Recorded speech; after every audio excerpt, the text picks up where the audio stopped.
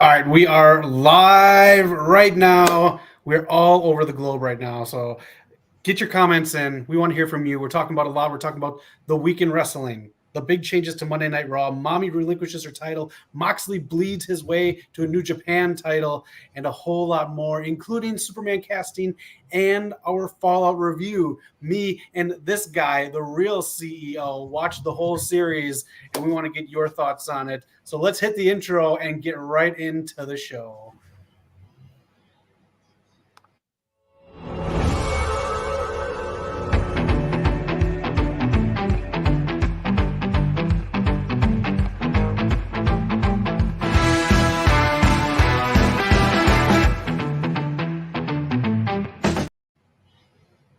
Oh, happy Wednesday, everyone. Glad you are here. And if you're not watching live, make sure to comment. We love to comment back, but the man is right here. The real CEO, the moneymaker, the flop daddy, the one that makes everyone super soaking wet. Oh, what an intro. Zach, every week Knock does the intro, and I don't mean to knock, but he refuses to call me the flop daddy. He refuses to even say the word wet, as if he's repressed. It's a wet Wednesday. You've got to enjoy the wetness. Eric, you keep things so wet, I may build an ark and grab animals 2x2. That's right. What's up, Mr. All Power? I know you're getting wet in the chat. Oh man, what a week, Eric! A lot has been going down. Big changes to Monday Night Raw. I don't know how much Monday Night Raw you saw, but it looks like a different show. And if we're calling this a new era, it kind of kicked off. Yeah, and honestly, it's crazy how great Raw is now, where things are changing. There was some highs, there was a low with Rhea, but my God, what a show! Yeah. We'll get into that later, but I just want to ask you, did you see the exit of Jey Uso and the entrance of Sami Zayn, how they did that? I didn't. I'm assuming that as they were leaving, the music switched, like a little transition there.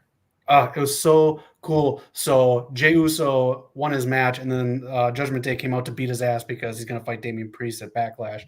Right. And then he left through the crowd then. And they did a cool spot where he threw JD into Finn, and he left through the crowd. And he left all the way out the arena. Who was waiting outside, standing outside? Sami Zayn, who was going to be in the main event, staring at the first place he ever saw a show in his home city. Then they followed Sami Zayn in with the camera, all in one shot. Sami Zayn came through the crowd as his entrance for the main event against Chad Gable. It was so cool. I'm going to have to check that out because that sounds really cool. They did it with, not to that extent, but with Kevin Owens recently too, right? Where they followed him from backstage to the... Yeah, I'm glad they're doing these one-shots. They're pretty cool. Yeah, I think more is going to come when we hit Netflix with a new intro. It's going to be more reminiscent to the Attitude Era and probably another new logo.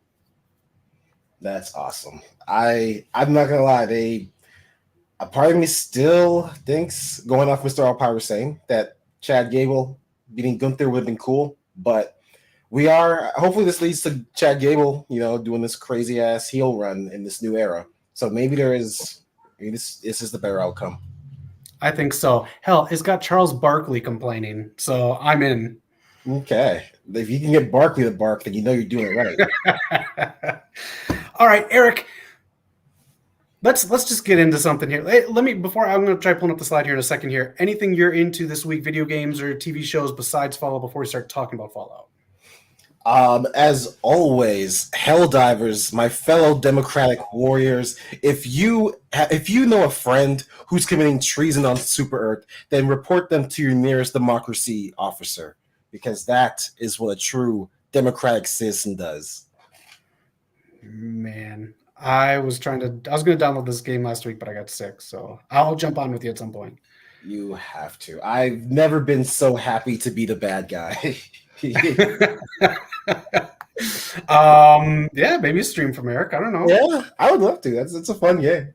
Sweet. And let me just ask you this. I watched last week's episode because I was only part of like the last 3 minutes. You want to get into Magic the Gathering, huh? I've been playing on my phone, but it's not coming to me naturally. I'm still getting used to it. My guy, I have a stack of Series 1 Magic cards. I played the first 3 years of its existence. I absolutely was so hooked on this game. I still have those cards. All those cards can get beat by any card that you get in a pack at Walmart these days, by the way. Like, and half of them are mana cards. But if you want to get into Magic, I'm your guy. I used to love it. You're gonna have to get me into. You have to teach me because I'm still learning what a mana card is. I'm still learning what a land card is. They start you off with a bunch of starter decks. I have no idea how I'm supposed to use in the game, but you know what? I'm getting into it. Okay. All right. Seriously, I absolutely love Magic, and I would love to get back into it with someone. It's just so fun. Okay, nice. Looking forward to it. All right, Fallout the TV show. Amazon Prime released this all at once, going against its model that it usually does as one episode at a time weekly, kind of the current structure for a lot of TV shows, but it paid off. Huge for Amazon Prime. Fallout the TV show. Eric played the games. I played it for about one afternoon, Fallout 3, and it wasn't my cup of tea. So we're going to have different views on Fallout the TV show. But Eric, you want to break down what you thought of Fallout? All right. I'm going to try, Mr. All Power, to not spoil this for you because you said you just started it. I will try my hardest. But there is one thing I'm going to spoil. It's an end credit scene at the end, so keep that in mind. Overall, I have to say, as a fan of the game, I enjoyed watching it. I felt nostalgic. I felt like they managed to hit every story that Fallout the games have hit. They've covered the vault dweller leaving the safety of their vault for this crazy apocalyptic world. They covered the Brotherhood of Steel character that wants to do better, change the world, and then you realize the Brotherhood of Steel is this radical cult that kind of doesn't make sense. They're like, we want all the pre-war tech like toasters, so no one else can use toasters. They managed to include the dog that everybody loves and will follow you to the ends of the earth for no reason. They even managed to make a ghoul super cool, a great cow. I mean, I guess you just put Walton Goggins in any cowboy character and he's gonna fucking kill it. So that was a cheat code on their part. They watched Django and the Magnificent or the Hateful Eight. They knew what they were doing. I'm gonna jump right into my biggest problem with it. Go ahead. This is what I've told you about, and let's just say this is not wet at all. Every sex scene, every mention of sex in this show is just so goddamn weird. All of it. It's so awkward. It's very clear to see that they're trying to like be funny or be like quirky, almost like Guardians or like Suicide Squad level quirky, but it's just weird. Even, what do you think? So that weirdness was my problem with the show, and I guess it's my fault for looking at reviews first. So the show was getting rave reviews, like really good reviews. I'm talking like 9s, 10s across the board here. It's like 90 something on Rotten Tomatoes, like 96 or something. High. But that was my problem with it. The goofiness of it made me think like, wow, okay. Am I missing something here? Because it's really goofy. And what you say about the sex scenes, to me, that was almost every scene in the show. I really enjoyed it. I did. It was a good ride, but I knew what was coming based on the commercial actors that were in here, and also based on how goofy it was. And like you talked about the sex scenes, I knew where they were going with the sit, like right off the bat. So I knew when a death was coming. I knew when something else quirky was coming. So I think that was my disconnect with it. It was a little too, I don't know the right word to say it. I guess quirky. I thought it was going to be more serious. And then leading into the end, I'll try not to spoil this, but that's what kind of ruined the end episode, was because how am I going to get so deep into this and get all the feels here that I'm supposed to with this scene that they create when it was all kind of goofy the whole way through. But I did enjoy the show overall. As you say that, I didn't think the quirkiness extended too far, but now that you say that, any scene with the Squire, whose name I cannot, Maximus, I think, Yes. he definitely had some very quirky moments. But I can see where you're coming from. It does kind of undercut itself. But you also mentioned the commercial actors, and Mr. All Power asked, "Do you like the main character girl?" I'm going to assume you mean the casting and the acting, and hope that's what you mean.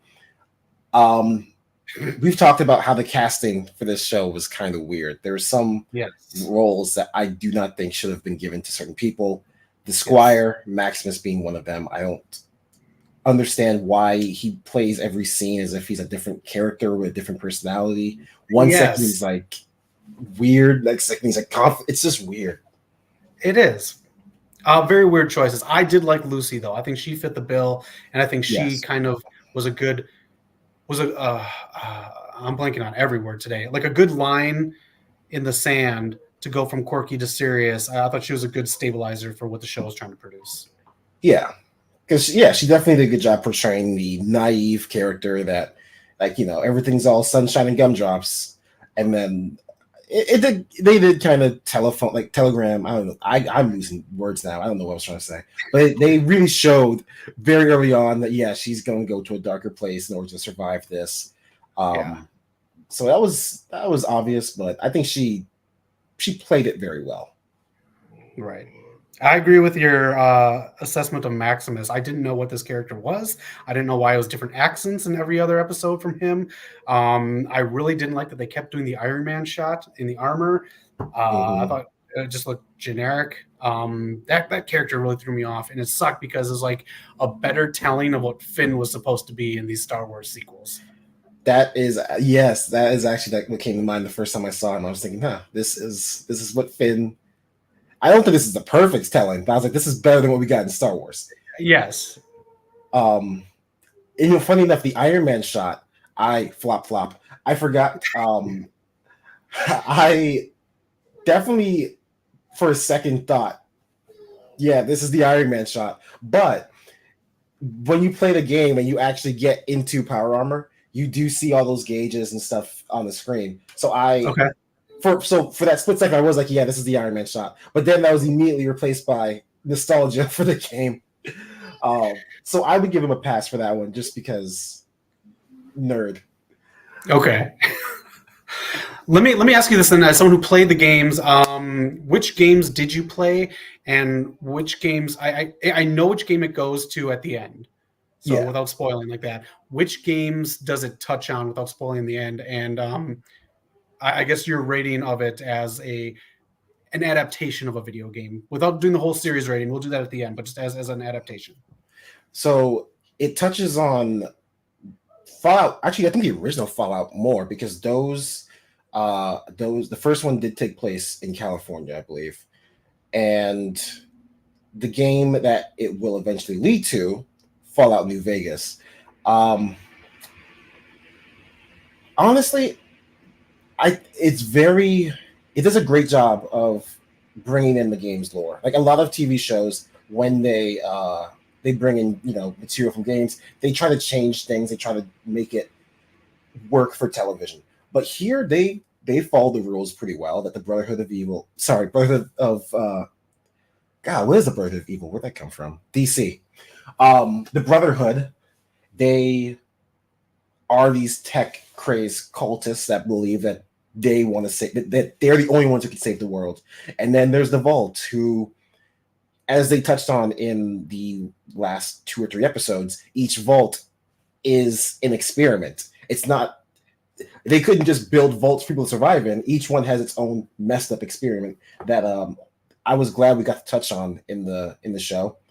I was surprised. I was a little disappointed that we didn't get to see Vault 4 be worse, because there are some really fucked up experiments in the game. Like, there's 2 vaults where it's 100 people inside, and one is it's 99% women, 1% men, and the other one is 1% women, 99% men. And the idea is which one would do better.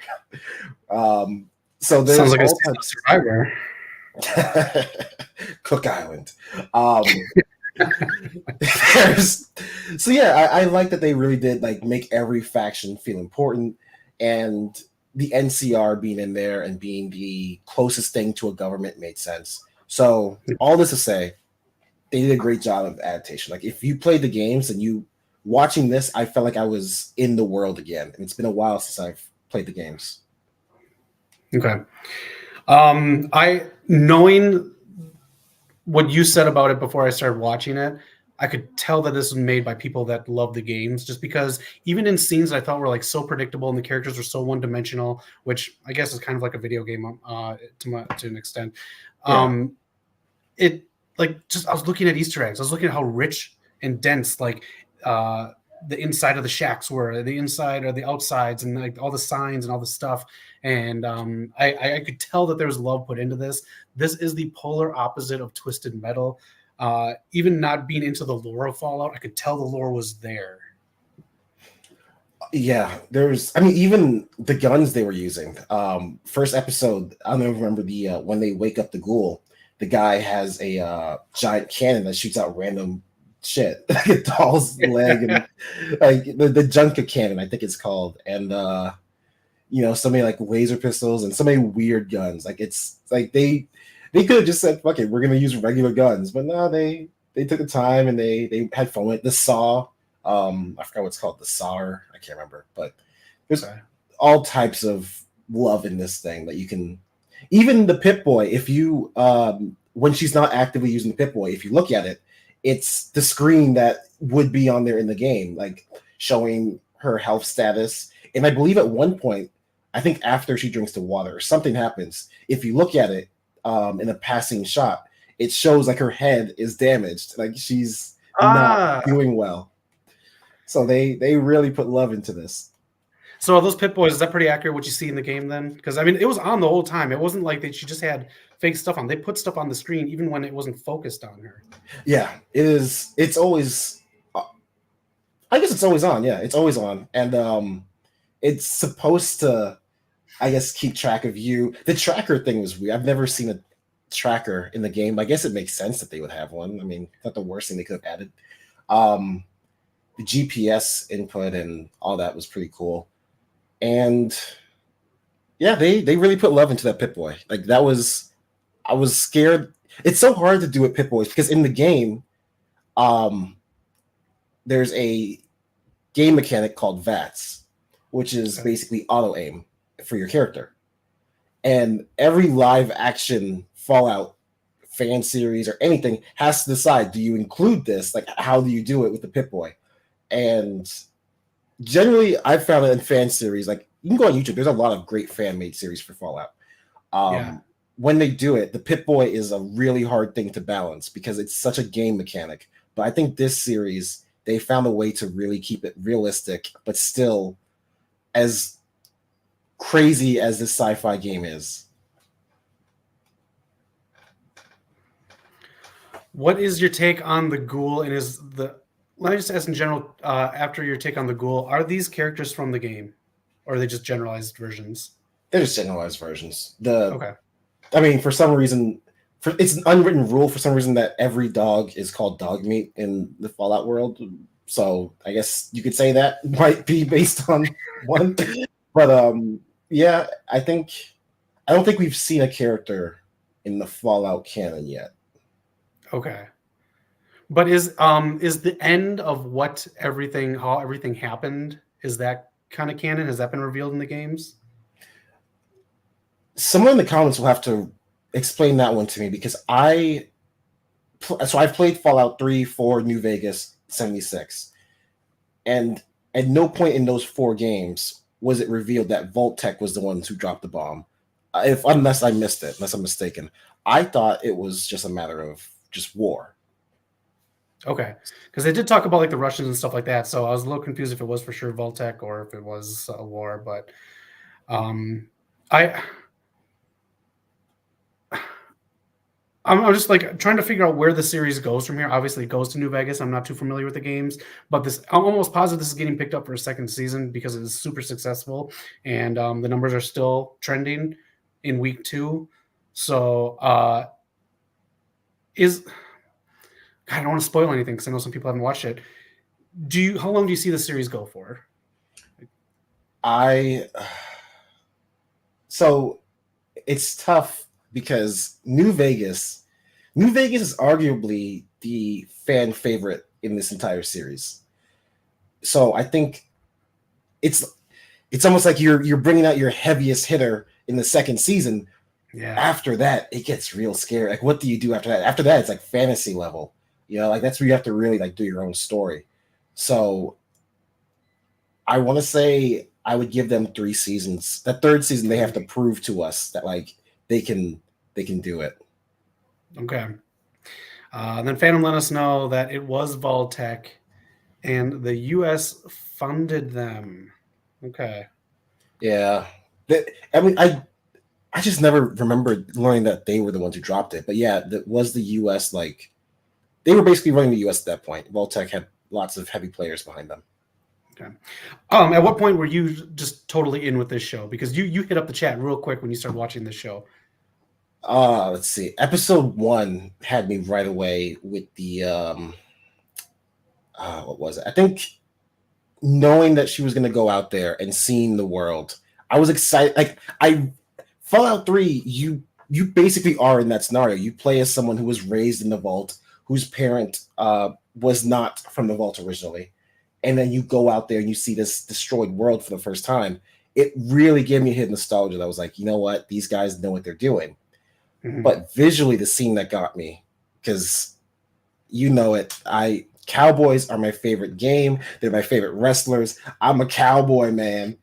The shootout in Philly with the Ghoul just killing everyone around him really got me. So I'm loving it. Nice. This is a very easy watch. I was a big fan. You see 2 Sex and the City vets in the very beginning and at the very end of the show. Yeah, there were issues with it for me, but overall, this is a very enjoyable show, and I'm kind of glad that they released them all at once because I think I still would have stuck with it. But I mean, some shows kind of lose viewers afterwards, so this way it gave people a chance to just like dive into it. Yeah, I do think it worked out because we just watched. I mean, I don't know if everyone followed this watching schedule, but we just had Invincible that was like, you took a break and we had to wait week by week. So giving us something right off the bat that was completely done, I think that was a nice reward, nice change of pace. Yeah. All right, let's go final score then for Fallout, and let's do it whatever you want. You can either do it out of 10, out of 5, or you can do a percentage, kind of like Rotten Tomatoes. I'm gonna do it out of 10 and say I'm willing to give it 8.5. I do think, like you said, the quirkiness is a little forced at times, which I kind of get. Like I can understand. The weird part is Fallout isn't as dark and apocalyptic and gory as it is. There is a tone that it's not entirely serious and dark and gray. There is a weird, like, dark humor behind it. I just think it's hard, especially in today's world where, like, Marvel, James Gunn, they've kind of influenced Hollywood with the idea that like quirky makes money. If you're not being quirky and funny, then you're not doing Hollywood right, kid. So I think they just went a little overboard, and then the sex shit really did kind of knock it down a bit for me because it more than the incest stuff. I was like, okay, that's weird, but you know what? Fine. There's not that many people there. Whatever. I give you guys this one pass. But the fact that it happens multiple episodes, it's just fucking weird. Yeah. All right. I'm gonna give it a 7. I think I would have been into it more if I played the games, but the fact that I was into it as much as I was, even after the quirkiness kind of threw me off, it says a lot. A lot of like stuff went in there with Jonathan Nolan just putting a good stamp on this whole thing and making this seem a lot more cinematic than I think it would have with all the CGI that's in here, even stuff that you wouldn't think of CGI, but I enjoyed it. Eric, can you do one last final thing for Fallout? Can you sell knock on watching this show? Let me know. The final boss is here. The real final boss. I'm sorry, Zach. I wanted to sell it, but he just stole my moniker. You know how long I've been the final boss? I've been the final boss. Tell me. I went back to our videos. I found some footage I put on. Since like episode 60, I've been calling myself the final boss. Even before that. So I'm going to start sending some lawsuits out. Let me know how my audio sounds. My computer's acted up, and I was stuck in traffic for hour and a half, man. I'm pissed off right now. Oh man, you were stuck in traffic like Lucy here in LA. The shit is bananas. That's another thing that kind of threw me off her trip. How she went around from the beach from Santa Monica Pier to the Hollywood sign and then like through downtown. Threw me off just because I live here. But anyways, thank you for bringing that up. Also, the traveling in this fucking thing is weird. That everyone can catch up to each other no matter who started when, how fast or what. There's no sense of distance. It's all weird. I also find it weird. Like I at first found it weird that everyone just kind of randomly runs into each other, but I will give them the smallest pass possible because that does happen in the games. I guess that's fine. Okay. But still, anyway, Knock, you need to watch this show because I know you like Django. I know you. Why'd you say it like that? Because I meant it in a Django is a badass movie. You're a man of action. Solid movie. Yes, sir. I don't know which way you thought I meant it, but it wasn't clear. Walton, have I been saying his? I want to make sure I'm getting his name right. Walton Goggins or Goggins, whatever it is. Yeah, Walton Goggins. Okay. Fucking nails the cowboy role every single time. He must have gotten lessons from Hangman. Lucy, Ella Purnell, I'm butchering so many names today. She nailed this role. She actually made, like, I'm sure I've seen her in other things, but I will say that she does such a great job of playing the light of this show. Ignore the man in the Power Man suit. We don't, skip over the scenes. But the action is there. The lore is there. It will get you into the games if you have not played it yet. All right, Knock, you got to start Fallout and get back to us. You guys, I think you sold me because I've been hearing such good reviews about it. Eric's been letting us know in the chat, so I'm for sure gonna start it. Once I get through X-Men 97, of course, which will be exactly what we're reviewing tomorrow. Yes. All right. I actually have a question for you, Zach, before we move on. Somebody in the chat asked this, and I can't answer it because I haven't watched all three. Halo, Last of Us, or Fallout? I'm going to go Last of Us just because of the production. So you got the people that they bring in for side characters are like seasoned actors. They brought what's his name? Luna, Ghost Rider in as a side character where they bring a commercial actor in Fallout. They have the budget to do this. Obviously, Amazon you can see where the budget was. It was with Nolan. It was with some of the special effects. It was with a lot of other stuff. So the budget for Last of Us was so rich. I got to give it to that just because it's award worthy every episode, and the performances are just rich with acting. Where this again, you look at one of the main people, Maximus, and I'm like, ooh, what's going on? What? How can I fast forward this? Right. Damn. Yeah. It's just weird. He does. Let me just say this. His voice fluctuates, like Eric said in the chat, like a British person trying to do an American accent. I will say it is the equivalent of comedians doing the white guy voice in the 80s. It was so weird. Like, all right, I guess we'll do this now. All right, let me get my power suit on, and then it switch into different country accents. It was so off-putting, but I don't know. Yeah. And I tried to find the pattern for it. I was like, is he doing this when he's trying to pretend to be Titus, or is he doing this when he's in the suit? I could not find a pattern. I think it was just weird. Yeah. All right, that is it, though. That's our Fallout review. Let us know what you think in the chats, and let us know if you're not watching this live what you think about Fallout. Let us know what you expect from the seasons to come and how you liked it. Okie dokie. All right. All right, Knock, let's get into this situation. What do you want to talk about? Eric, you're only here for a limited time. The CEO is on the move. He has final boss things to do. Sorry, Knock, he just does. Eric, what do you want to get into? You want to get into some wrestling, some New Japan? You want to get into the Superman cast? You want to get into Monday Night Raw and NXT? Where does Eric want to go from here? Oh, let's go into Monday Night Raw. All right, let me just find the slide here, and we'll get into it. And then, of course, Knock has a setup for flop of the week and everything else, so make sure to stick around. Approve of that term is being used incorrectly. Actually, Zach, Eric sent me a cease and desist order this week, so there's no flop of the week this week. But if you guys have something for flop of the week, let us know. Maybe it'll come back. Maybe we can convince Eric for next week. But there's no flop of the week this week.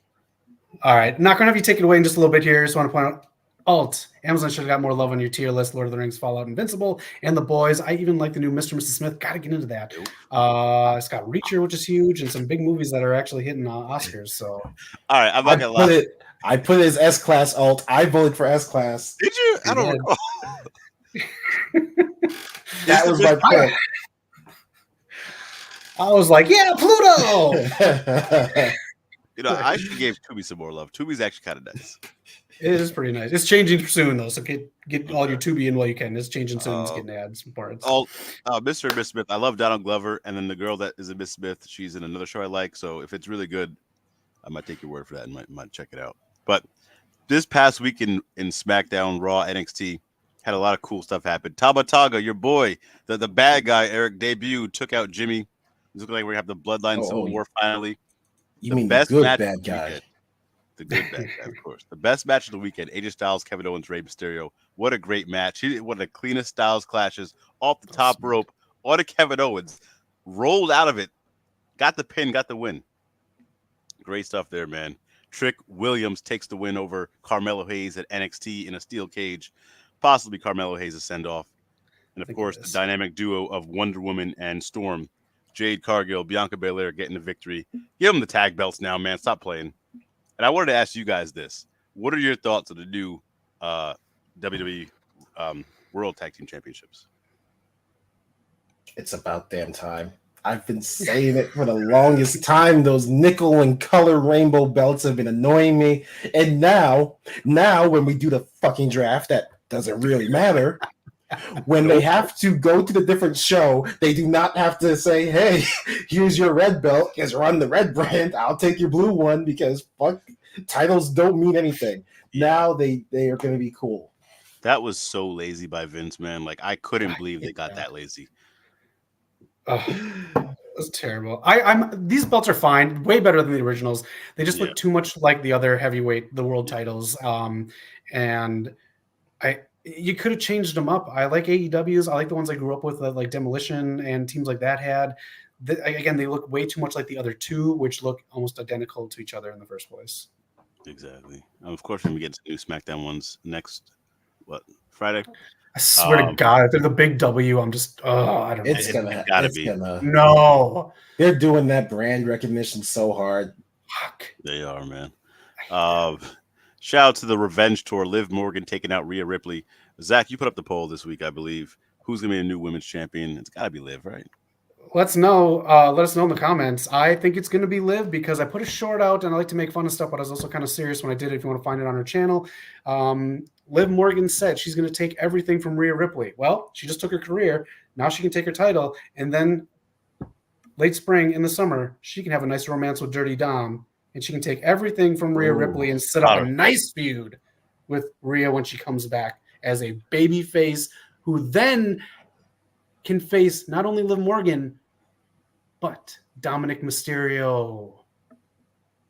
Intergender match. Yes. Man. Triple H will let it happen. He would actually. And I think it would work. It really would. It would. I'm torn because that makes perfect sense, but I also want Candice LeRae to be champion just because she deserves the world and more. So I'm torn. Yeah, Let me ask you this then. So the reason I put her on here is because this is the perfect time to just throw someone new into the title picture. So would you suggest Candice or someone else then, and not do a big storyline like that? I would do it if there's some way for Liv to get the title by the time Rhea comes back.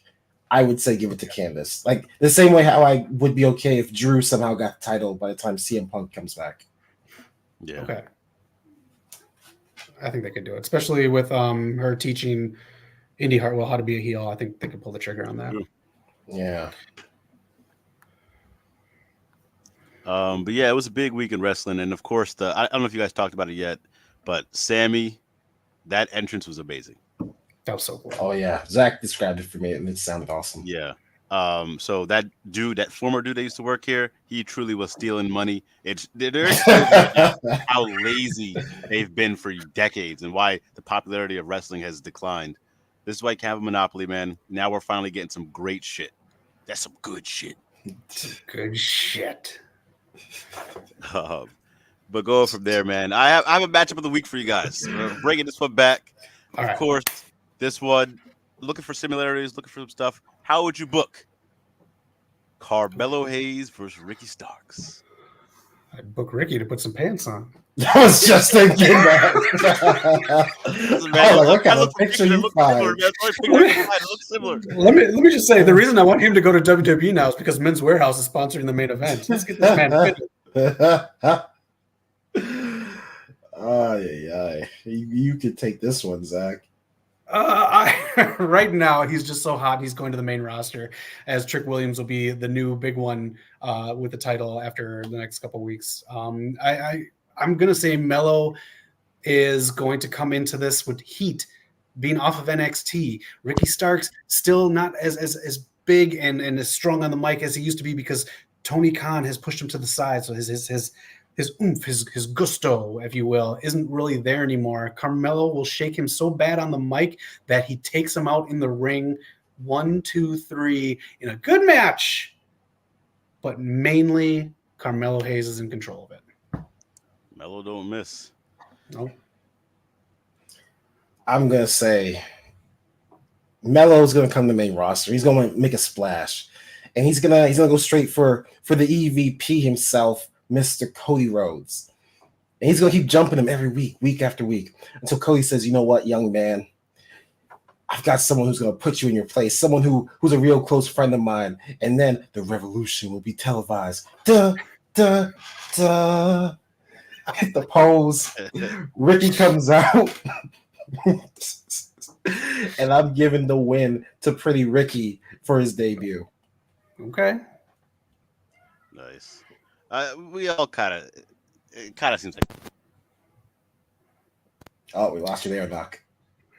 We lost Knock like Ricky lost his pants. Let us know how you would book matchup of the week. Carmelo Hayes looking like $1 million, or Ricky Starks looking like he walks around with the shades open. And his tiny whiteys. That's a good matchup. Mr. All Power says Ricky Starks spears Mello out of the air for the big win. Can you guys really not hear me? Now we can hear you. Oh, man. Okay, cool.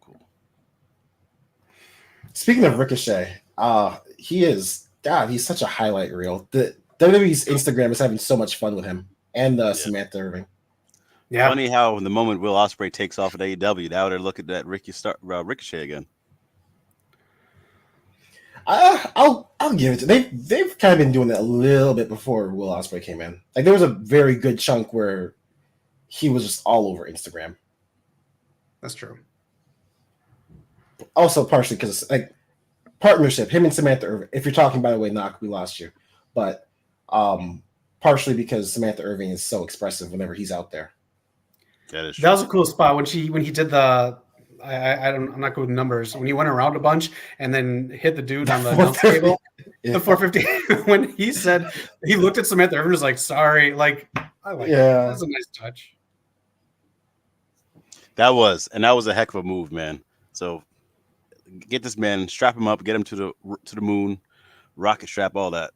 But speaking of rocket strap, speaking of popping, Eric, this man had a hell of a week. New Japan, the first ever WWE, AEW, and IWGPW champion.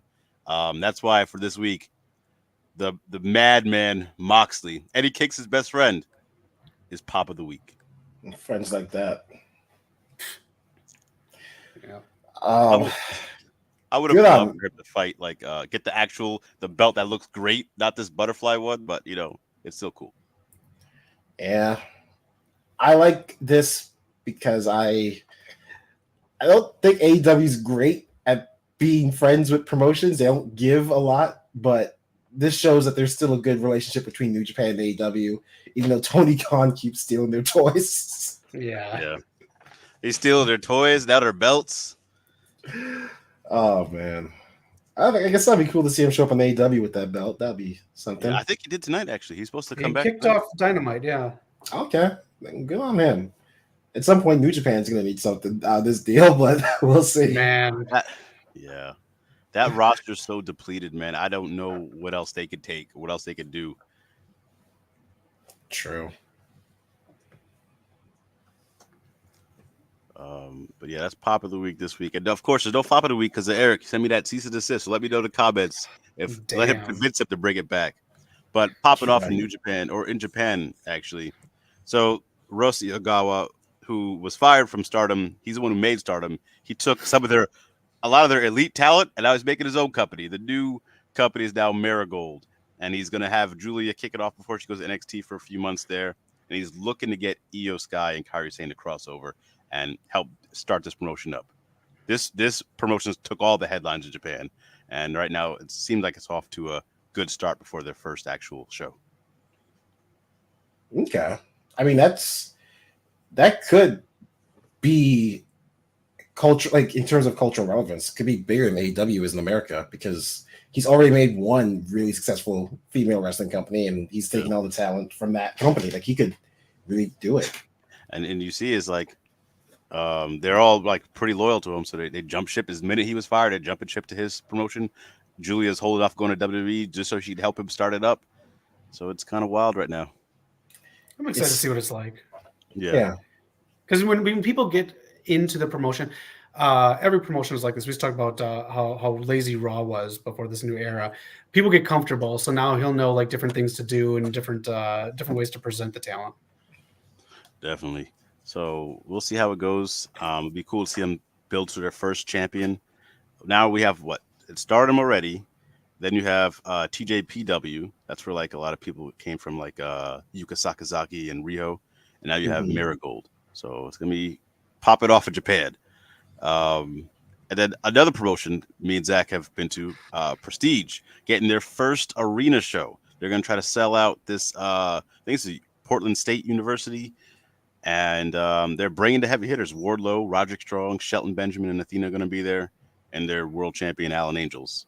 Can't believe I'm saying that, but yeah, that guy's... You just skipped over the heaviest hitter of all, Danhausen. Alex Shelley. Masha Slamovich, mean. Masha, yeah. She might be the hardest hitter, actually. I think so. I mean, if they can clear the homeless people out of this place, I think it'll be a good show. Portland is... I live in LA and I'm saying that. That's how bad Portland is. Yeah. God damn. But coming off the show, we went. It seemed like it was a very well run show. So I mean, this is kind of cool to see them build up and keep going. 100%. Yeah. I would have loved they brought this show to the one we're going to, but hey, it's all good. Yeah, we get Thatcher. The man that Eric just found out is not from England. I was about to say, I still blows my mind. Yeah. Oh man. And then I don't know if anyone's still talking about this, but Crimea River, TK, he talked about it. He said it was justified, and he said Jack Perry came off as a megastar coming out in Chicago last week. No. Okay. No. Sorry, but no, you made a bitch. Sorry. You showed him getting assaulted on live TV. That's like no one was there to save him. What you mean? If somebody jumped me in the parking lot and then the police are like, "Hey, we got the footage. We just need you to identify this man." And then they press play, but they accidentally broadcast to the whole damn nation. And everyone saw me getting jumped. I would sue them for defamation of character. He did this. Eric, you just found out Jack Perry's NXT gimmick if he does jump ship. He never makes into the building because that NXT parking lot takes him out every single episode. Yes. Oh my God. Oh, and Samoa Joe is always there to save him. It just shakes his head like, oh, damn it. I think we could have chopped that video up. I would have chopped the video up. I ain't gonna lie to you. I would have chopped it up a little bit to, paint the picture a little better. I would have physically chopped up that video so it don't exist. The match was okay. I'm gonna give him the match was okay. It's just when you rely too much on the Punk spots during the match, that's when I just kind of check out and I'm like, did you see you get your ass kicked? Did you see that? Then him and Kenta took a picture together, flip it off CM Punk. They both can't stand him. These are CM Punk's biggest haters right here. This is like the Bret Hart Goldberg type of hate. I'm just going to say this one more time on this show. I don't give a shit about this situation. It is a non-sequitur situation. It is a stupid little fight between a little boy and a stupid old man who can't get his ego in check. And I don't want to hear shit about this ever again unless Samoa Joe's going to speak on it. And guess what? He's not gonna, because this ain't shit to him either. So unless Samoa Joe says something, can we let this the fuck go? Agreed. I 1000% agree. Yeah. Speaking of some crybabies, let's talk about the Heat. I mean, let's talk about the NBA playoffs real quick. The playoff picture as it stands. There's some games coming on right now. I think the Heat and Sixers are playing right now for the play-in. Lakers won last night, and if you're from Golden State or Bay Area, I'm sorry, but y'all got blown out by the Kings. Lakers versus Nuggets next round. I'm a little nervous, man. Eric, how you feeling? I know I talked about this in the chat. Man, I'm not nervous. Since you want to bring my Heat into this, let's get real, Knock.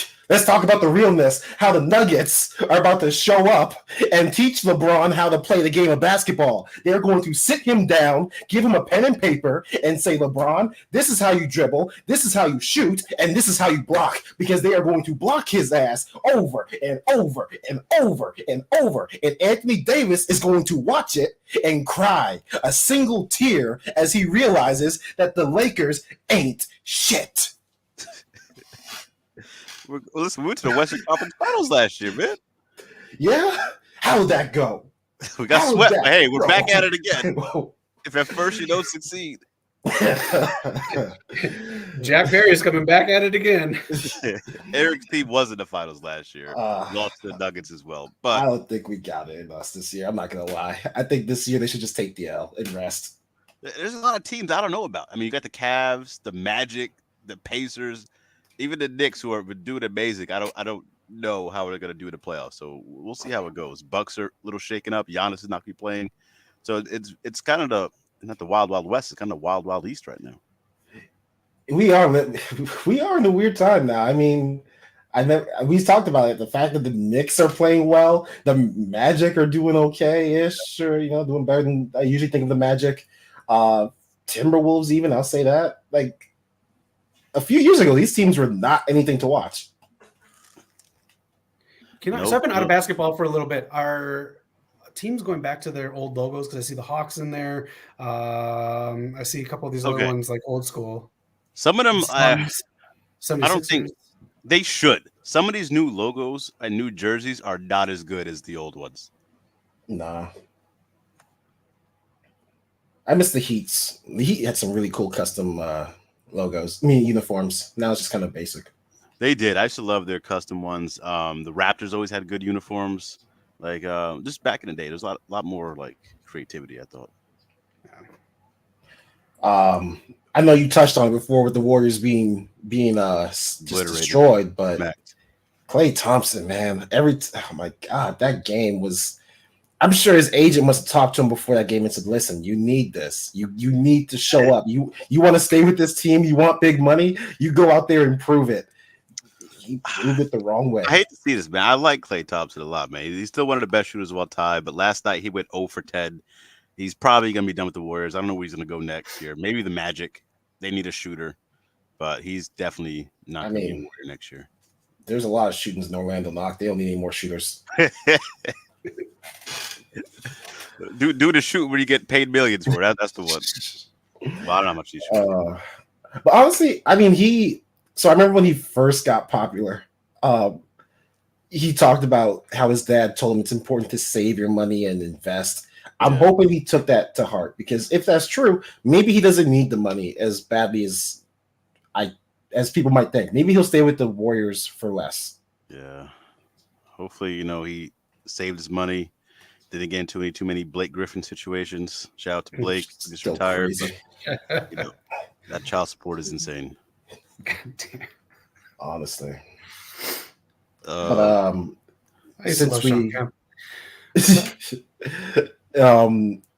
Since we're, I don't think we're going to be covering basketball when we start the fantasy show, Knock, but just for on the record, Lakers win, we will. You'll never hear the end of it. Who is walking with the title this year? Who's your pick? If I'm gonna be realistic, I think we're looking at another Celtics Nuggets matchup.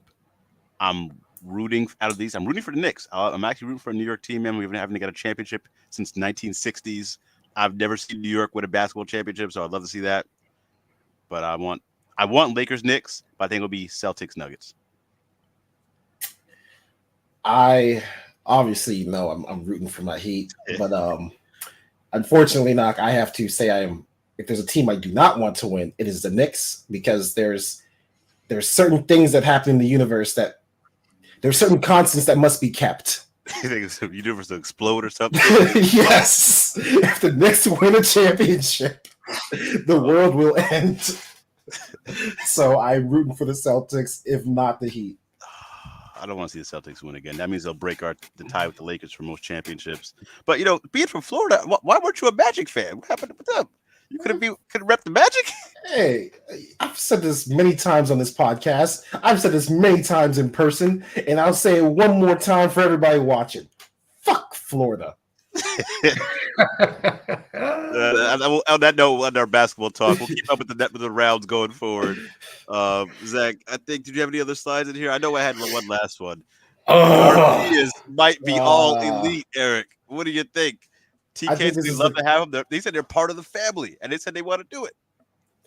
I just want to say this is the creepiest photo I've ever seen. I feel like I need to go to jail, or someone needs to go to jail for this photo. It just looks too creepy. But I hope TK has sense. I hope he has all the sense in the world to know that that's a terrible idea. Even if Brian Danielson said, Brian must be like, "Hey man, I see her enough at home. Don't bring her here." Listen, I'm gonna go on the other side of the fence. I think this would be a great signing. I think they'll bring some legitimacy to the women's division. I think if they have some tag belts, strap them up, give them the belts. I legitimacy. The fuck? She's supported like women's wrestling for a while now. Like I've seen her always talk about getting more opportunities. So I think it'll be a good thing. I don't know. I will say when they care, you can really see that they care. Like, I think there's a point where Nikki really was into it and Brie tried to be better, but Brie is just like Nia Jax. She will kill people. She will hurt you. Let's not forget how many people she hurt in her last run. To the point where Ruby Riott had to give her that stiff arm to remind her who's in charge. That's a good point. She'd be rejoining Ruby Soho over at AEW. That's true. And yeah, I do not need to see it. There's plenty of other women who can do what they do. Oh, Zach's completely checked into the podcast. I think we should get to the next subject for sure. Oh, I think what the Superman one. I think it's time to do the Dynasty predictions. Or you got anything else? Yeah. Let's just if you want to check out the Superman stuff, it's almost fully casted. Mom Pod Can't got cast this week. I have no idea who they are, but maybe that's a good thing. I think they overcast. I've seen the guy somewhere. I don't know where, but I've seen it before. Okay. But yeah, that's your cast right there. I love that they got my guy from The Wire for Perry White. And Nathan Fillion. Hopefully he brings some good stuff with Guy Gardner. I was gonna say that's a weird casting, but yeah. Actually, I can kind of see it. He kind of is like kind of sarcastic, like Guy Gardner, right? Yeah. Much of it. But I think if Guy Gardner is an asshole, I don't think it was a fun, sarcastic. He is. He's more of a dick. Okay. Yes. When I read him in the 90s, he was just like a piece of shit. So, but Jimmy Olsen, this guy was born for this role. I don't know what he does after. I hope to God they make 20 Superman movies so he has a career for the rest of his life. He was born to play Jimmy Olsen, and I fucking love it. I definitely see it. The guy playing Mr. Terrific, love the guy. He was in House. He was obviously an X-Men First Class. Went out too soon, but he's a good actor. Yeah. And then who is that guy? The ball guy next to him on the right. I'm trying to read what he's playing. Yeah. Oh, he was I forgot his name. He was from Barry. Yeah, but he's in like every DC like property. He was in Gotham. I think he might have been in the Flash as well. He's been everywhere. So it's kind of cool to see him to keep getting used. They love the guy. Good Flash, or like when Flash after it sucked? I think it was before it went downhill. Okay. Don't quote me on that though. Because I was gonna say I don't remember Gotham if it was good or bad or not, but I didn't want to get Gotham was okay. It depended on what you were looking for. It had some things and some. There's the shit. No. It had some moments. It did, but then then they win another Cancellation was a good moment. Metamorpho, that's who he is. But yeah, that's what I was trying to Metamorpho. Yes. Yeah. All right. That's if you wanted to keep track and let us know what your thoughts are about the DC rebuilding. So Cool. That's a lot of heroes for a Superman debut movie, or a lot of big characters. They loaded it up. Yeah, I don't know if they're done yet either. Oh, jeez. And expect Supergirl in this too. You don't cast before you get a director for the Supergirl movie. Just make another Justice League movie. Yeah, pretty much. Yeah. All right. All right. Dynasty time. I'm getting a little lag on my end. That's fine. I'll try to find it. All right. This happened tonight too. Carlos Cabrera, what's he from? Wasn't he a Spanish announcer for WWE? Was that? Yes. That's it. Yeah. So he's all elite now. So I don't know if they're just going to do Spanish announcing for all elite, or if he's going to do something else. So it's kind of exciting. He's a big name. Yeah. That's pretty cool. He does pretty well. Yeah. Speaking of foreign announcers, so there's a YouTube channel called Hobbs and Calvin or something like that. I'll send it to you guys privately. But I've been following them because they do some funny skits on YouTube. And I only just found out on WrestleMania weekend that they are actually the German announcers for WWE. Cool. Oh, really? So they do lots of German comedy. So it's really weird finding that out. So I'll send it to you guys later because they're pretty nice. I think I mentioned this to you guys. I think I mentioned this to you guys about during like the pandemic, my Peacock would never work properly, so I never got American announcers. What's going on here, man? What are we doing here? Clip it. It's going in the short. Oh man. Short. They say 1 in 5. Damn it. Hey man, it happens, you know? Listen, there's lots of commercials that can help out. Fuck. I needed that laugh today, but yeah. That's what the people come to the West Coast Pop for. Yeah. Knock, maybe I should have taken you up on that audition that you sent me.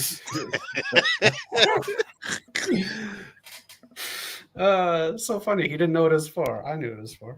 Anyways, all right.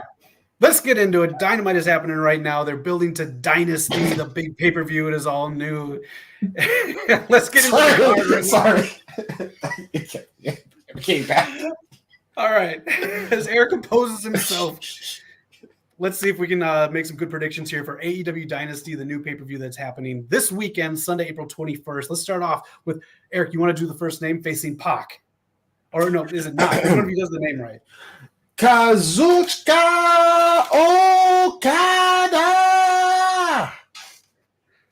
Who you got? That man right there. I'd say his name again if it didn't hurt me, but I'm actually really excited for this match. This should be, I'm gonna say maybe 5-star matchup. Oh shit! Okay, Knock, who you got? You got Geek Squad coming over to fix your shit tomorrow. That's what you got. I got Okada as well. If he doesn't answer, that means I get the title back. It goes right back to the previous champion. Man, this is now the most important title in AEW, so that might have to be. Hold on, can you guys hear me? Yeah, Mr. All right, hold on. Ham radio knock over here. Listen, I don't know what the heck's going on, but the world champion Kazuchika Okada, TK said it's another world championship. It's a shame because this is Pac's first match back, I believe, on pay-per-view. Yeah, but he has to take the loss. It should be a 5-star match. Might steal the show. The whole show is gonna be amazing. But let's go Okada. All right. Julia Hart defending the TBS champion. The injury stuff we don't know what all was, but she's back. She's back in the ring right now against Willow Nightingale. Also keeping an eye on this match is another CEO, Mercedes Moné. Yep. Knock, who do you have in this one? I think this might get overbooked. I'm pretty sure Julia's still hurt. If you've seen her last match with, I think it was Layla Hirsch on Battle of the Belts, that ended kind of awkwardly. I think she had to do like a roll-up pin last minute. It didn't seem like it was supposed to end that way. I think her shoulder's still messed up. Had a great one with the belt. Storyline purposes, it's good for Will to win. We can pursue that Mercedes one even further. I think we're gonna have a lot of shenanigans going on though. But let's go Nightingale. All right. I'm going to go Nightingale as well for those exact same reasons because it's going to build up to who attacked Mercedes Moné. Was it Chris Statlander defending Willow Nightingale? Was it Willow doing a heel turn? Who knows? Eric, who do you have? I'm gonna agree. I'm gonna go with Willow, just because this is the second time this episode I've tried to use this phrase. I just don't know what I'm trying to say, but it's been telegrammed or telegraphed. I don't know. Telegraph. There you go. Thank you. It's been telegraphed that we're getting Sasha and Willow at some point, and I think the title is going to be involved. Yeah. All right. Next up, Roderick Strong versus Kyle O'Reilly, former best friends battling it out for the AEW International Champion. Eric, who do you have? I'm giving it to my boy Roddy because he's so strong. I'm also really excited for this one because their PWG matches were fantastic. Has the potential to be, I'm going to say it's going to be a 4.5-star match. I think Roddy retains. Okay. I'm going to go the opposite way. I'm going to go for the surprise win. I mean, someone's got to lose the belt. I think Kyle O'Reilly gets the victory, furthers the storyline with, some issues going on with the Undisputed Kingdom, it's supposed to be his friends. And I don't know where Adam Cole is. I know he's still hurt. They said he's not even close to coming back. So it sucks. It's a shame that this injury, because he jumped off the stage, derailed this whole storyline this much. So I don't know how to get it back on track, but I think a Kyle O'Reilly win might help. I'm going to say Kyle O'Reilly too, and we reset and get rid of the Undisputed Kingdom. It is not working one bit. So I think this is a nice reset for it. In Dynasty, the new era, and we'll get into the main event why. All right, next up, trios match. Adam Copeland, Eddie, and Mark Briscoe against the House of Black. Knock. Who do you got? I know this is about the House of Black, Adam Copeland and everybody, but I'm going to set it straight real quick because I was watching the House of Black get built up for this match because we know they're losing. They were getting built up over the last few weeks on Collision. And they are such a good unit. They work so good together. They have 3 finishing moves. They had a new one called Cerebrus or something where they all attack the person in the corner and it looks insane. I love how well they work together. With that being said, my straight goes to the Acclaimed again because the Acclaimed they beat this team and they've had I think it's an awful run with the trios belts. They've done nothing noteworthy. So, and with that being said, I think this might be the House of Black send off. I think they lose. I think some way they might get broken up or might see, Malachi or Buddy end up getting back to WWE. Okay, Eric? I mean, it's Adam Copeland. You're not going to have Adam lose on Dynasty. And all 3 of these guys are champions, right? Eddie is still New Japan strong. Yeah. Yeah. House of Black, they're taking the pen. They're doing the job. Yeah. I don't think they've ever won on pay-per-view. Let us know in the comments. That's a good one. I don't know if they ever have either. I think Mark Briscoe might actually get the pin on here. Coming off that big match with ROH. I do believe it's going to be more of a showing for ROH and Mark Briscoe where the other two don't necessarily need it. But House of Black is eating the pin. I could see that. And he's the world champ. They had to get him over to hopefully get some views for Honor Club. Yeah. And he's good. So get some eyes on him. He's good at what he does. Yeah, he's really good. All right, it is now a tag team ladder match for the titles, Young Bucks versus FTR. Knock, who you got in this one? This is going to be another overbooked match, but the great thing about it is because the Young Bucks are so good at the overbooked ladder chaos matches. They don't miss in ladder matches. They also don't lose ladder matches. They're winning, and it's going to be a crazy match. Might be their best match, actually, together. Okay. Eric? I'm going with the Young Bucks because I don't know. If FTR gets it, what do? They just go on and have a generic tag team run versus Young Bucks, who are supposed to be the top heels right now in the company, and they're with Okada. It just makes more sense aftermath. Who's going to do more with the title? That's a good point, and I'll take the Young Bucks because of that, and I'll say the scapegoat, Jack Perry, gets welcome into the fold and helps them take the titles. If they do that, I'd be happy with that because it gives Jack something. It's being telegraphed, but to take a word from Eric, but it's definitely going to happen. Yeah. All right. Will Ospreay, bruv, versus Brian Bella. Who do you got, Eric? Yeah, that hurt. I felt that in my soul when you said that. It hurt so much. Rolls off the tongue. Unfortunately, until he retires, any prediction with Bryan Danielson, bet on the other guy. He's doing the job for so many people right now, which is cool because his matches are always, like it's very much it's the journey, not the destination with his matches. But Yeah. it'd be cool to see him get a win every now and then. But Ospreay's gonna win. All right, knock. Yeah, I mean, Brian needs to win more because I don't remember last time he's won. He's kind of just been losing these matches. He should have lost 3 times to Eddie. That kind of I love Eddie, but it should have happened. Shouldn't have lost once to Eddie. But Ospreay gets the victory. I mean, this man's on a historic run. Wins over Kenny. You gotta say it, Jericho as well, Okada, and now about to be Daniel to add to it. Yeah. So this give him like 40 minutes to go out there and just steal the year.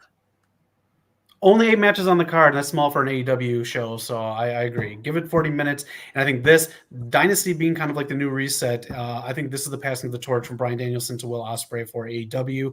And Bryan Danielson can just take another feud next and win. But yeah, Will Ospreay, bruv.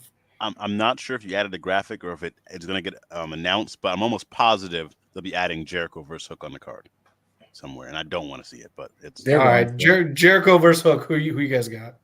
It's going to be Hook, but it doesn't really matter at this point. Hey, I don't want to hate a Jericho, but come on, Eric. If Jericho wins that match, like I don't actively think that there's a part of me that's like, oh, Jericho's still good. But if he wins that match against Hook, it's over. Like I can't. There's nothing that can save him in my eyes. Hook has to win. I'm going to say Jericho and be the internet mark and be like, well, the internet just said Hook wants to experience free agency when his contract's up this year. So I'm going to say he eats the pin and Jericho wins. If he does, I mean, he will actually, Hook on the Triple H would be really cool. Yeah, and Taz as a mentor or on commentary. He could replace Booker T in NXT when they move over to the CW. Yeah, just take Booker wherever Trick is going. Yeah. Yeah, man. All right, let's get into the AEW Women's World Championship match. Timeless Toni Storm versus Thunder Rosa. This has been built up big time on Collision and a little bit here and there on the other shows. Eric, who do you got? Oh man, this is a tough one because you never bet against Thunder Rosa. I honestly have not been following Toni Storm's story, so I don't know if there's somebody else in the back. So I'm following it. God damn, Knock. You're just gonna call my Justice Leaguer out like that? You would have to real close. Follow both barrels out. God damn. I guess I will go with Toni Storm. I don't have any reason for this. I'm just taking a shot in the dark. All right, because he loves Luther, he's taking Toni Storm. Knock, who do you? Yeah, I'm going Toni as well. I think after this Thunder Rosa, they need to establish something. Someone needs to come out. Someone needs to call Toni out. Her best time was when she was feuding with Diana because he had a back and forth person to go with. Right now, it's kind of in a lull. So we need that next person to build up another feud. Hopefully, Jamie Hayter returns or Britt Baker, but we need someone to return and set up a feud with Toni Storm after this. Yeah, I agree. Whoever comes back and interferes or shows up after the match is done is going to be the one to take it off Toni, but Toni's taking the win on this one. Yeah. Good for Thunder Rosa to get a spot again. You know, she never got a rematch, so, but. Yeah. Mm-hmm. I could see her going to Ring of Honor after this, going after Athena. Oh, I take that for Athena. That'd be a good one for her. That'd be cool. Yeah. All right, the main event of AEW Dynasty. I'll kick this one off because I think this is the reason Dynasty is named Dynasty. The new Dynasty is taking over. Swerve Strickland will make this his house legitimately after he beats Samoa Joe for the AEW World Championship. It's going to be a big celebration, and you're going to see Swerve Strickland lead AEW as a face going forward. Eric. Yeah, this is huge, man.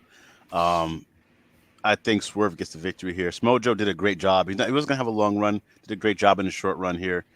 Also, I want to give a big shout out to AEW for putting their pay-per-view on something besides Bleacher Report. That is an awful app. And finally, they've kind of wised up to it because they probably lost a ton of potential buys with the issues they had last pay-per-view. So shout out to them for doing that. And shout out to Swerve, man. I think he's been killing it. He's bulked up. He looks great. great on the mic. Time for that world championship run. Let me ask you a question real quick. Let's say you have a friend, right? Yes, sir. And this friend drives his car, and he drives his car for about 3 years, but it's had a flat tire for 3 years. And then finally, in that third year, he's like, you know what? I'm going to change this tire. Do you give him a good job for that? Or do you say, why the hell did it take you 3 years to change this damn tire? I'll go with the former on that one. No shout outs for them. They should have already found a workout that year one about this damn Bleacher Report stuff. That's true.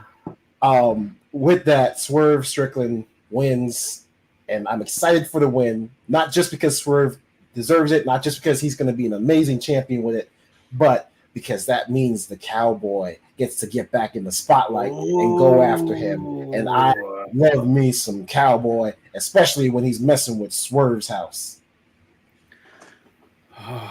That's a good prediction and a nice lead into, I think, one of the biggest pay-per-views of the year. Next up, that's it. Any last predictions or assumptions going into Dynasty? What do you think is going to happen?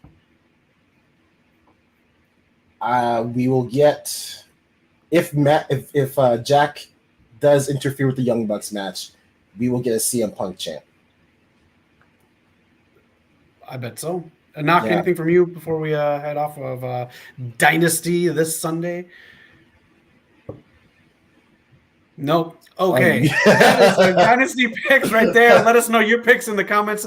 Again, leave comments. We love to respond, especially during Dynasty. We'll respond and do a nice little chat in the comments. So let us know. Dynasty is this Sunday, April 21st. Can you guys hear me, please? There we go. That's how you muted yourself. I saw it. I was struggling to, I don't know what's going on. I'm trying to get my charger. My laptop's about to die. But my last prediction was this is going to be their most successful pay-per-view of all time as far as match quality. It's going to hit on all cylinders. This pay-per-view is going to be amazing. And I can't believe we have a pay-per-view like this. We don't even have Kenny Omega. Very true. All right, AEW Dynasty. Eric, we're going to say one last thing. It's funny that you brought up successful knock, because this isn't about AEW, it's about WWE. They just ended a streak of sold out shows. Apparently, 11 shows in a row were sold out. The last one, only 300 plus, about 300 plus were sold. Okay. Wow. I know the ticket sales are strong for Dynasty, so hopefully this takes over into Dynamite and Collision and stuff going forward, because if you put on a strong card and you start with a new Dynasty in Swerve Strickland as your champion, I think it's time to rebuild your brand as AEW and not anything else caring about WWE or what else is going on Twitter. So I'm excited. Dynasty this Sunday, April 21st. Let us know in the comments who you think is going to win. All right, my laptop's about to die too now. Damn. We're in the same boat. Shout out to everybody. Shout out to CEO Eric, and then, of course, Zach holding it down for your boy, man. Pretty appreciate you guys. Cool. And shout out to Knock. And then and we'll definitely get you some of them pills, Zach, Shout out to Blue Chew. If you want to sponsor us, let us know, man. Shout out to the Lake Show as well. We'll always support the Lakers on this show. If I don't know, I can do any posts on Manscaped. We see y'all too. Get your new Lawnmower 4. Trim the hedges. Anyone else? BVDs? Are you still up there? Fuck. Speaking of sponsors, shout out to our actual sponsor. Oh yeah. Do I have the bottle on me? Our actual sponsor, W. Yes, sir. Go on to W.GG and get yourself the starter pack. When you use code FLOP, you will get the special West Coast Pop discount. That's a deal from your boys. Yes. Save some money with the CEO. And if you're an NBA fan, I'm not telling you which team to support, but when you go to McDonald's, don't you want nuggets? Them nuggets are expensive, man. Oh, man. All right. That's the show. And according to the show, I'm flopping. So I better hit up some pills and get out of here. Guys, Any last words before we head out and our computers die? Shout out to everybody in the wrestling community, man. Appreciate you guys. Yes, right. Subscribe, hit the bell icon, leave your comments. We do see them and we respond to them all. Yes, we do. All right, that is the show. Thank you for tuning in. Make sure you comment and share with your friends, and make sure to check out the X-Men 97 review of episode 6 tomorrow. You know where to find us. That you do. Where? I'm not gonna lie. I don't know. I'm still we're kind out of of here. broken that you ruined the term flopping for me now. I've never thought about it in those terms. Yeah. Enjoy that. Uh, All right. Have a good rest of your week, everyone. Make sure you be excellent to each other. Later. Wait. Namaste.